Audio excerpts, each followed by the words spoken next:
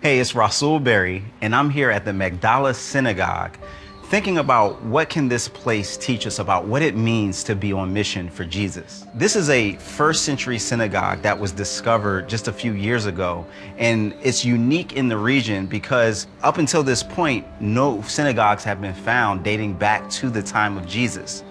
In addition to that, because of where it exists in Galilee, there's much reason to believe that Jesus taught at this very synagogue. How cool is that? In Matthew 4:23, it says that Jesus went throughout all of Galilee, teaching in the synagogues, proclaiming the good news of the kingdom, and healing every disease and sickness. And one person in particular was very changed by Jesus' ministry, and that was Mary Magdalene, Mary of Magdala. It says in the scriptures that she was delivered and cleansed, and as a result of that, her commitment to Jesus was something that found her at the very foot of the cross and at the resurrection. Now, the challenge, though, comes when you also see that synagogues were oftentimes the source of a lot of tension early on with Jesus in the New Testament. It says in John chapter 12 that the religious leaders, many of them believed in him, but for fear of the Pharisees, it says that they did not confess him because they sought the approval of men more than the approval of God.